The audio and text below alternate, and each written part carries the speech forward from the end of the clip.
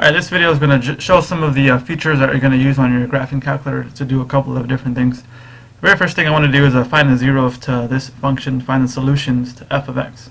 So quickly just double check that you're set back to function mode, and also check back that you're back on radians if for some reason you went over to degrees. So it should be set on radians and it should be in function.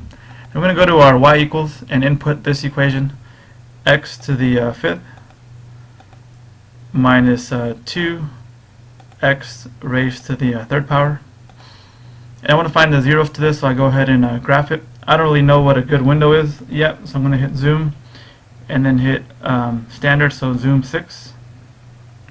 That's going to provide a graph of it. And it looks like all the zeros happen right around -3 to +3. So I'm going to change my window to kind of fit my data, -3 to +3. I can leave the y the same. Alright, and what I'm going to be looking for is this point right over here, this point, and also this point. So the way I do this is I hit second and then trace. The second option is 0, so I hit 0. Now it's going to ask for a left bound. What I want to do is, if I'm to the left of this 0, I'm going to be underneath the x-axis. I'm going to be a negative. So I have to move this to the left and have it be underneath the x-axis. Notice at this point I'm negative, and I hit enter. Now it's going to ask for a right bound. Right bound means I need to be to the right of this 0. So I'm going to move to the right by moving the cursor over. And notice now my values are positive. These are positive values. And I hit enter again. I have to hit enter one more time, and it's going to shoot out this answer. This is my 0, -1.414. So I'm going to put one of the zeros as x equal to -1.414. Alright, that's going to be one solution. 1, 0. Now I have to find the next one. So I'm going to hit second trace again, the second option. Left bound, if I'm looking for this 0 over here, this one right over here, I need to be to the left of it, which is going to be a positive. So I move it to a positive value. I hit enter. And right bound, now I have to move it to the other side of the 0, which means I have to move it underneath the x-axis. So now I have my negative values and I hit enter. I hit enter one more time, and it's going to give me a value eventually. Now this is going to be a 1.01, but it's e to the -34. So this is scientific notation to the -34 spot. What this is introducing is some round off error. So this is like basically 1 with 34 zeros in front of it. So we're just going to assume, we're going to say that's going to be equal to 0. That's going to be x is equal to 0 is my other solution. The last thing is I want to find this 0, so again I hit second trace. The second option is a 0. Left bound, to the left of this 0 is a negative value. So I move the cursor over to where it's negative and I hit enter. Right bound, now I move this over to the right. Now how far right and how far left is really up to you. All that matters is that you're to the left or to the right of the 0. I'm at a positive value now, so I hit enter again. And the 0 shoots out 1.414. So my other 0 is going to be x equal to 1.414. Alright, so that's example 1. Moving on to example 2. Find the points of intersection to each of those set of functions. So what I have to do is graph two things at once and then see where they intersect.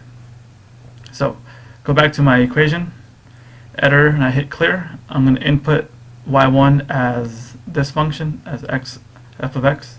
So it's going to be x squared minus 2x. G of x now is going to be cosine of pi x divided by 2. Alright, so y2 is going to be g of x. And I go ahead and graph that. There's my parabola. There's my cosine function. Now, It's kind of hard to tell, what the y values are, so I'm going to kind of change my window a bit. I'm going to change my window to be negative 5 to, let's say, positive 5. And I also want to distinguish which equation is which. So I'm going to go to the y2, and I'm going to change this line. Instead of it being the same, I'm going to change it to be a little bit thicker. So I'm going to hit enter, which makes it now a bolder line, so I can clearly distinguish which line is which. So there's the first one, there's the second one. Alright, as far as the intersection, I want to find this point where they intersect, right over here. I want to find this location. So I hit second trace again. The fifth option is intersect. So I go ahead and hit 5. It's asking now, I'm going to ask for the first curve. I have to do is kind of move this blinking cursor pretty close to the point of intersection, and I hit enter. Now it's going to ask for the second curve, which is now going to be on the bolded. You hit enter again, enter one last time, and it's going to give you this negative 0.358.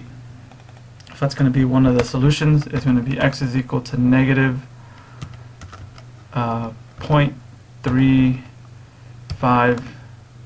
Now we want to round to 3 decimal places, so this is going to be a 0.359. That's going to be one solution. And now I have to find the other point of intersection, which is over here on this side. So I hit second trace, the fifth option again. I move the cursor over here this way, and I hit enter. When it jumps up to the other curve now, I move it close to the point of intersection, and I hit enter again. And that's going to be my other solution, is going to be a 1.520. So my other point of intersection is 1.52 and then 0. I can just put negative or 1.52. Alright, so that is example 2. Example 3 now, let's say I want to find the derivative. Now, the calculator is not going to find the derivative function for you, but what it can do is evaluate a derivative at a point. So I'm going to go back to the equation editor. I'm going to clear off this and clear off that. I'm going to input this g of x as my y1. So it's going to be parentheses e to the 2x, close that parenthesis, all being divided by, let's go with was x squared plus 9, quantity squared. Alright. The way I can evaluate this derivative is from the home screen. If I hit second quit, you're going to hit the math button, and now the 8th option down is going to be end derive. So the 8th option is the one we want. That's going to be the derivative. I need to tell it the location of the function. I have the location stored as y1, so I have to, from this point, hit vars. I have to arrow over to y vars, and then I'm in function mode, and there's my y1. Then I'm going to hit the comma. I have to tell it what variable I'm using. I'm using the x variable, so I'm going to hit x, comma. Now I have to tell it what point I want it to evaluate the derivative at. I want it to evaluate it at 2, so I hit 2. I close my parentheses, and that's my derivative's value. So I can say the derivative is equal to 0.447. Now let's walk through another example. Let's say I want to evaluate the derivative at, let's go with 8. Okay. So what you can do is you clear this again, and I'll walk through it, is you go ahead and hit math, then number 8, that's the derivative. The location of your function, which is vars, you arrow over, and you hit y1, comma. The variable that we're using is x, comma. Then you want to put the number you want it evaluated at. So you're going to evaluate it at 8, close the parentheses, and it's going to give you your answer, which is going to be this large number, 2,600. 4.04 and then 3. And that's your answer. Alright, that's how you evaluate derivatives numerically on your calculator. Alright, the very last thing I'm going to do is show you how to sketch a derivative. Now, it won't tell you what the derivative is, but what it can do is provide a sketch of what the derivative looks like. So, I'm going to input this new function into y1, so it's going to be x squared, and it's going to be times e to the negative 2x. And I want to look at what the derivative looks like. So I'm going to have y2 be the derivative of y1. So I'm going to go ahead and hit math. Again, the number 8, the location of the function, which is going to be y1, comma, x. And instead of putting a number, I'm going to put another x and then close the parentheses. So this syntax is going to graph the derivative of y1. So it's going to go y1 comma x comma x. Now I only want to look at the graph of the derivative, so I'm going to turn the y1 off. I do that by going to the equal sign. I hit enter, that deselects it. So now the only one that's highlighted is the y2, which is the derivative of y1. And I'm going to go ahead and graph it and see if that's a good graph, or maybe I might have to change it. Might have to change the windows. Alright, it's going to take a little bit of time to graph it.